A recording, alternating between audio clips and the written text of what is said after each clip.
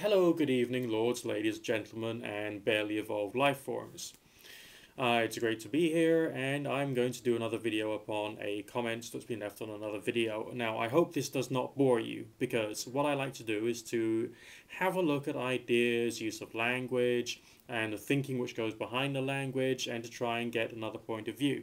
I can't turn around to you and tell you that I personally have the absolute truth, but I can at least say that I'm of some opinions, and therefore it would make sense to have a look at whatever this is from another point of view. Okay, that's really all I can do. I'm neither right nor wrong. In some respects, I get angry about some things, but I'm human, just like you are and everybody else, because like we all come to the internet with our own baggage. It makes us human.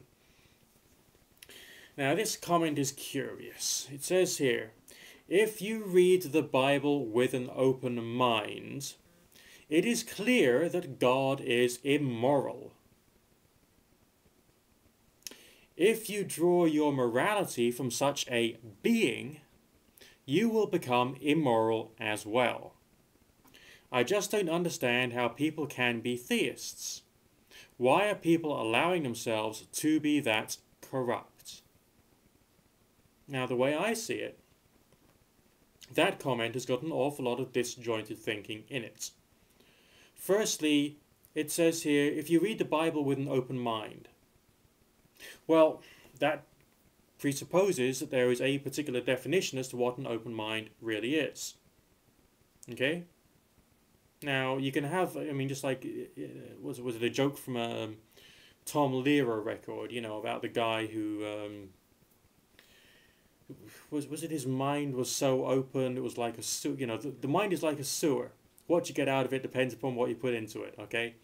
Well, I reckon some people's brains or minds are so open that they just like take any shit that's coming, okay, and they just end up full of crap. So being too open-minded can be daft, but also being open-minded as in taking everything on face value, is that really being open-minded? Now, if you are taking stuff on face value, in this particular case, the Bible, okay, you don't have one definition of what this God thing is about, because you've got different messages in different books. Now, the weird thing about the Bible is it's facts, okay? It's not like, just one singular piece of paper with one singular message which is very well carefully defined. It's written by lots of different people, each with their own interpretations and ideas and things they want to try and achieve in society and problems that they've got. Okay? If you get yourself, a nice big fat King James Bible, Old and New Testament all together, basically what you've got there is a series of YouTube videos, alright, about the same thing. Just like if you watch the atheist videos, they've all got different takes and different ideas and different ideologies and all the rest of it, okay? Well, that's basically what the Bible is, okay? It's like a combination of YouTube videos in text form. Yes, okay. Yeah, it's a book, right. And so there isn't one message there. Now, I would say an open mind would have to take into account all kinds of different perspectives, but not see any of them as being totally accurate. So if you read the Bible with an open mind, you will see a wide variety of different ideas as to what this God thing is or could be, in accordance with the text, not necessarily in accordance with facts, if there are any, about what this God thing is. That's what I would say would be reading it with an open mind. And as far as anything being totally crystal clear as a result of that, I think the answer would have to be no. So it would have to be clear, if you are reading it with an open mind, that you can use it for forms of contemplation.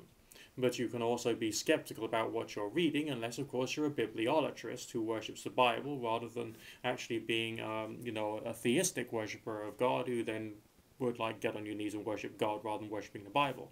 Some strong forms of American Christianity are very based upon Bible literalism, or indeed bibliolatry, namely the worship of the Bible as the Word of God, and not necessarily a more intelligent and broad extrapolation from that point to suggest that any positive or useful contemplations that you get as a result of reading the Bible in a positive light could possibly be considered allegorically to be the Word of God, right? As opposed to the Bible being literally the Word of God.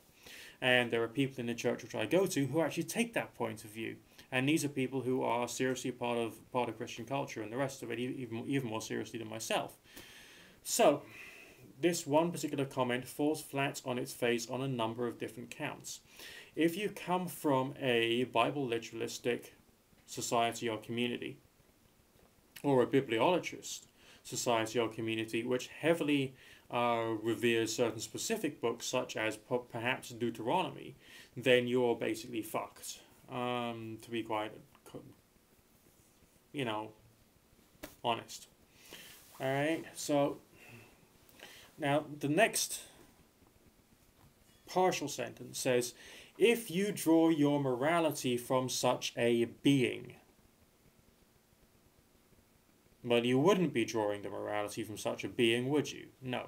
You would be drawing your morality or contemplation on various moral subjects from the various authors of various different parts of the thing which we call the Bible, which is in fact a collection of books. And it would also depend upon how much research you've done into the either the real or apparent authors of the books and the various different interpretations as to what they were trying to achieve. So you're not just reading the book, you will be reading a very broad and complex sources of literature associated with different interpretations of something which has different interpretations. So basically your understanding of points of view about the whole thing will basically expand and expand and expand for ages until you can then come to your own conclusions.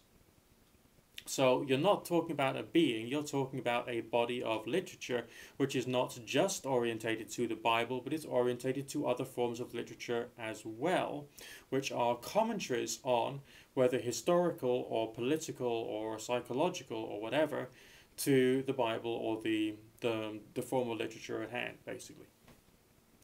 And the next section says, you will become immoral as well. Now, I'm assuming that this particular person who's written this comment is an atheist, who would therefore want to act against theism. So therefore this black and white interpretation is quite interesting, but why think in black and white when you could at least think in primary colours, which is the next step beyond black and white, good versus evil, moral versus immoral type thinking. And on top of that, if you are an atheist, where precisely is your understanding of morality, and is that actually personal, or is that somehow cast in stone? If it is somehow cast in stone, then maybe you've got an argument to say that you can state what is immoral and what is not. And if you can't, then you'd have to say that you personally disagree with it. But essentially you'd also have to be talking about which particular parts of the Bible you're talking about as well. Okay? And on top of that, why is the truth claim saying you will become immoral? Not there is an increased probability, or it depends upon how much the literature and the contemplation of the literature affects your mind, but you will become immoral. It's a statement of fact. It's black and white. This individual, despite the fact that they may exalt science and reason, because I'm assuming it's an atheist, I don't know, of course, and I'm going to have to make the statement here right now that I don't know, but if they do exalt reason, logic, and intelligence, then why are they being black and white? They're quite simply because they can't think, and they can't think in depth, and that requires broad perspectives.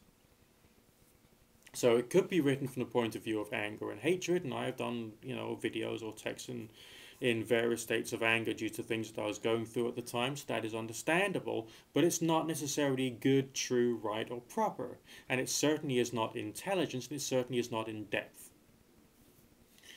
Then the next stage says, why are people allowing themselves to be that corrupt? Well, we've already addressed the fact that you can't necessarily say that.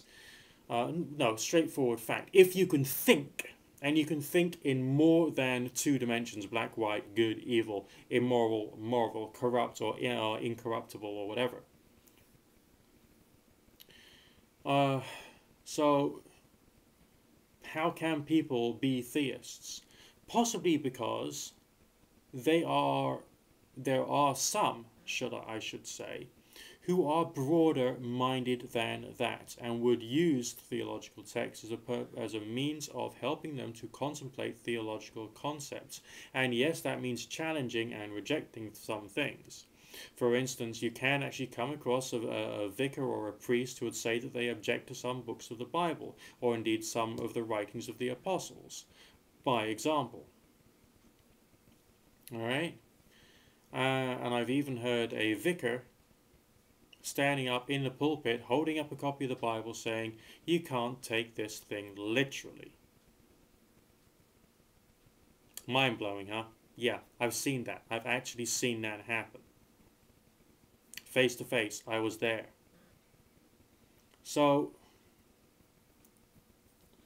I'm looking at this comment, and I'm seeing it for the irrational, illogical bullshit, badly thought out, highly unintelligent, highly essentially dogmatic, and driven by hate rather than by thought statement from this individual, who I'm assuming, on the basis of the strength of the language, such as phrases such as, I just don't understand how people can be theists. Okay? You know, it's fucking stupidity.